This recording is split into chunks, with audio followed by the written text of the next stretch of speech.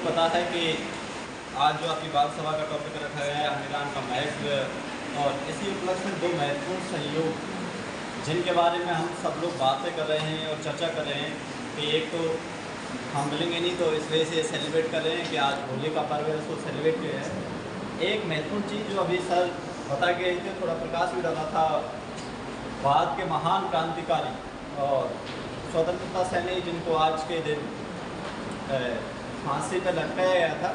इतिहास की, भारतीय इतिहास की एक महत्वपूर्ण घटना जो आज तक और आने वाले समय में हमेशा क्रांतिकारियों को ये प्रेरणा देती रहेगी।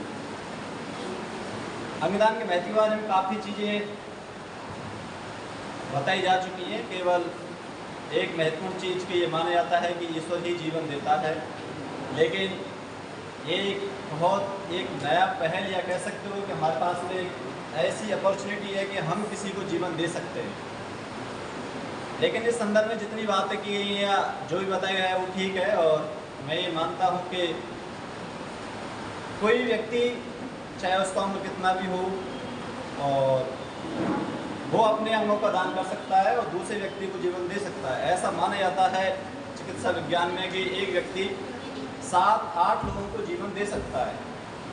आपका आइज है, आपकी आँख है, आपका हार्ट है, इसके अलावा आपके लंग्स हैं, आपकी किडनी है, आपका स्किन है, इनका दान दिया जा सकता है। देखिए सोचिए, थोड़ी सी सोचने वाली बात है, हम जीते जी और मरने के बाद निश्चित रूप से ऐसा कर सकते हैं कि किसी व्यक्ति के जीवन में हम उसको ऐसा जीवन दे सकते हैं कि आप सोचिए जो व्यक्ति देखता नहीं है उसकी ज़िंदगी किस तरीके की होगी।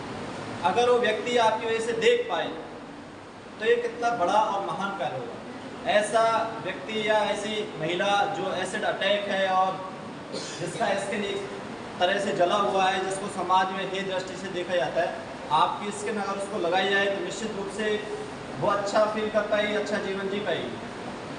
तो अंगदान का निश्चित रूप से एक ऐसा बड़ा महत्व है जिसके बारे में कितना भी चर्चा करें और उसका बखान नहीं किया जा सकता है, उसके लिए शब्द नहीं है। कुछ भ्रांतियाँ समाज में प्रचलित हैं इस चीज़ के बारे में, जिनके प्रति हमको अवेयर करने की आवश्यकता है। शिक्षक और विद्यार्थी होने के नाते निश्चित रूप से हमारा ये कर्तव्य बनता है कि हम ऐसी चीज़ों के बारे में समाज में जो चल रही अफवाह हैं उनके बारे में लोगों को जागरूक करें, उनको बताएं। विशेष रूप से जो एक चीज़ कही जाती है कि अपना शरीर विखंडित हो जाता है या खंडित हो जाता है, और धार्मिक मान्यता या रूढ़ी एक परंपरा है जिसमें ये भी कहा जाता है कि आने वाले जन्म में यदि हमारा शरीर है वो विखंडित होता है या खंडित होता है तो फिर अगले जन्म में हमको ऐसा ही शरीर प्राप्त होगा।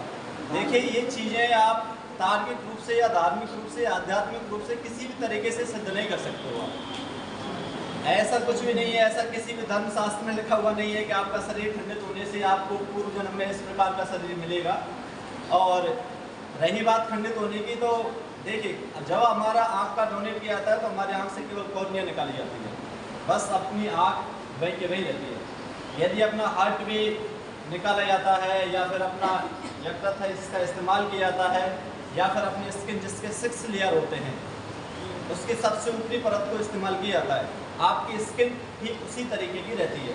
मेरा कहने का मतलब केवल इतना है कि शरीर विखंडित नहीं होता है। इस प्रकार की धारणाएं जो समाज में चल रही है, निश्चित रूप से हमारा ये कर्तव्य बनता है कि हमको इन चीज़ों के प्रति समाज में अवेयर होना चाहिए। और देखिए इसकी कोई उम्र नहीं होती है, क्योंकि मैंने अभी इसके लिए अप्लाई किया है अपनी आँखों के लिए। और निश्चित रूप से आप कोई भी व्यक्ति आप निश्चित रूप से यदि प्रेरणा देना चाहते हो तो बातें करने से और सभा या सम्मेलन करने से ऐसी चीज़ नहीं होती है।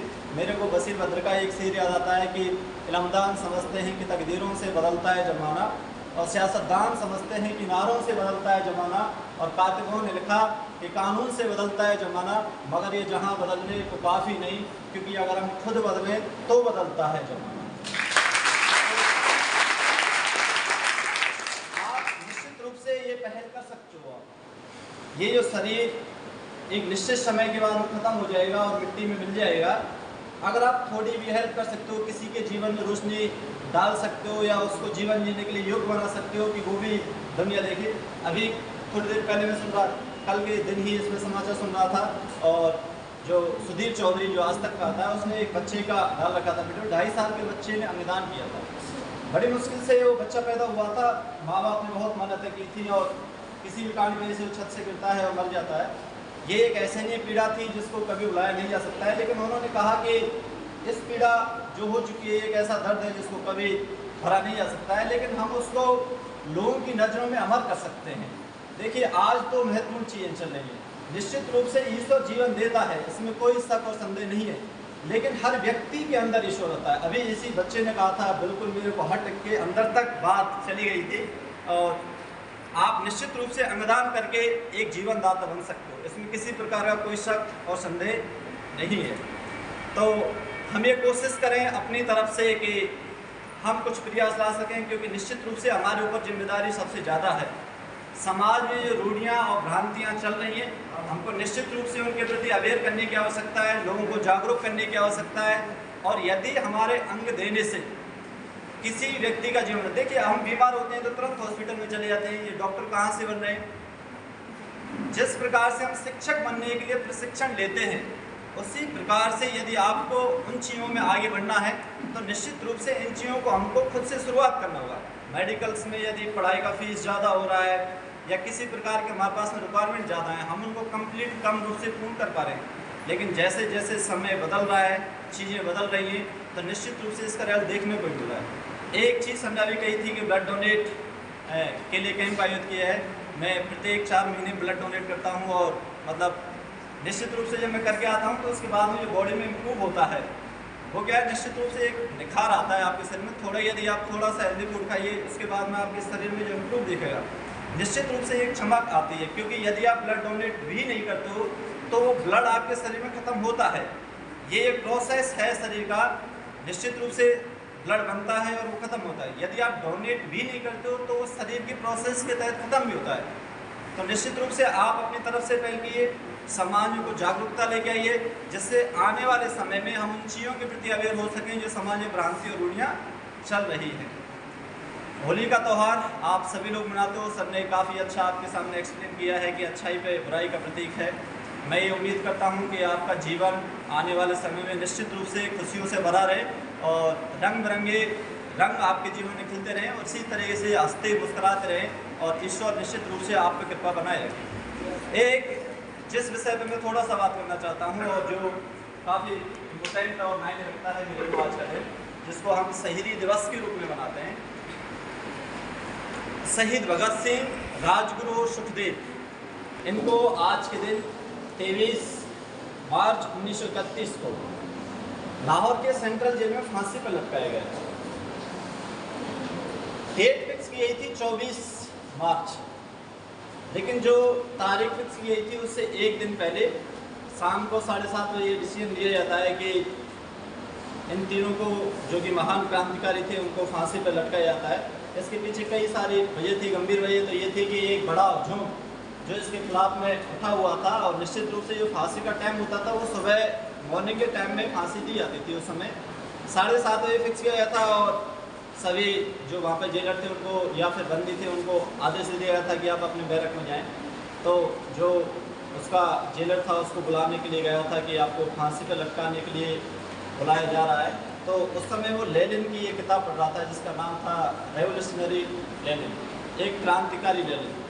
वो लेनिन जिसने रूस में क्रांति की थी और समाजवादी शासन की स्थापना की थी। तो उसके जेलर ने पूछा था कि आप अभी कुछ समय बाद मरने वाले हो और अभी ये किताब पढ़ रहे हो, तो आपका इस किताब से आप लोगों को क्या मैसेज देना चाहते हो या फिर आप ये किताब पढ़ के कर क्या रहे हो। उसका जवाब था कि एक क्रांतिकारी दूसरे क्रांतिकारी से बात कर रहा है। निश्चित रूप से वो इतना महान क्रांतिकारी था 23 साल की उम्र में, जिसके चेहरे पे कोई सेकेंड या किसी प्रकार का कोई डर या कोई भय नहीं था। और जब वो तीनों वहाँ पे खड़े हुए थे फांसी के लिए, तो सबसे पहला और महत्वपूर्ण बात, वो फांसी की फंदी को चूमता है और उसमें बलि होने के लिए तैयार हो जाता है। उसके सिर को ढका गया था और पैरों को जिस प्रोसेस के तहत बांधा गया था। तो वो जल्लाद ये बोलता है कि आप में से कौन पहले इस फंदे पर लटकना चाहेगा।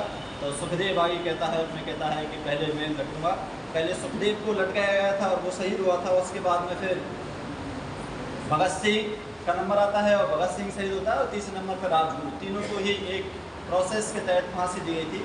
और उस समय निश्चित किया गया था कि जो उनका पार्थिव देह है उसको 4 दीवारी के अंदर ही दफन कर दिया जाएगा। जनता को इस चीज़ की भनक नहीं लगी।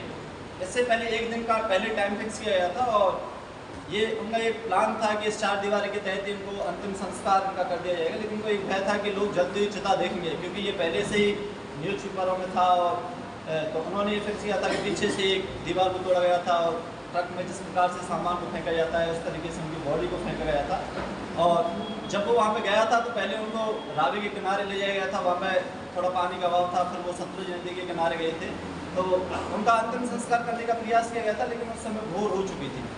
जनता को जैसे ही पता लगा था तो वो निश्चित रूप उसको अधजला छोड़ के उनकी बॉडी को, क्योंकि वहाँ से उनको बचना निकलना बहुत कठिन था, अधजला छोड़ के जो वहाँ पानी भरा था उस पानी में फेंक देते हैं उस शरीर को। उसके बाद से उस समय सुबह हो जाता है तो फिर तो पूरा लाहौर और उसकी गलियाँ बहुत बड़ी लंबी कतार है और इतना बड़ा हजूम, और निश्चित रूप से पूरा भारत उस में शोक था, पूरे इंडिया में शोक की लहर थी।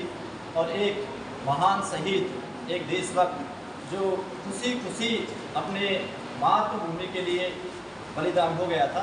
एक बड़ा प्रश्न आता है और ये जो कंट्रोवर्सी चलती है या प्रश्न सबके दिमाग में चलता है वो ये होता है कि महात्मा गांधी चाहते तो उसकी फांसी को रोक सकते। ये एक ऐसा प्रश्न है जिसके बारे में निश्चित रूप से हम थोड़ा, या हमारे पास आधिकारिक सूचना का अभाव होता है, किसी प्रकार से सूचना हमारे पास नहीं होती है।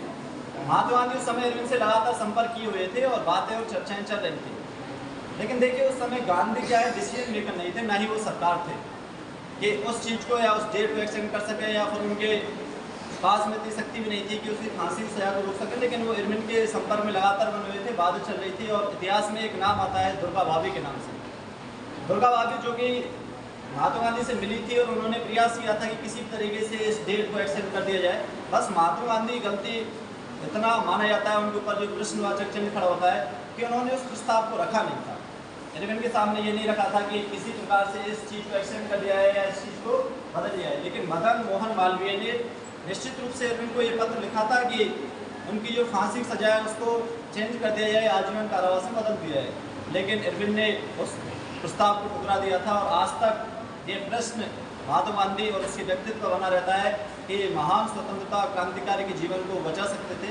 लेकिन हमको उनके प्रति इतना नकारात्मक सोचने की आवश्यकता नहीं है, क्योंकि वो उस समय इरविन से उन बातों को करने में लगे हुए थे, वो खुद अपनी समस्याओं का समाधान नहीं कर पा रहे थे। ऐसी स्थिति में जब उन पर ये आरोप लगाए गए थे कि उन्होंने सैंडर्स की हत्या की है या फिर असेंबली में बम फेंका है, तो ऐसी स्थिति में उनको बातें एक्सेप्ट करवाने में बहुत कठिन होता।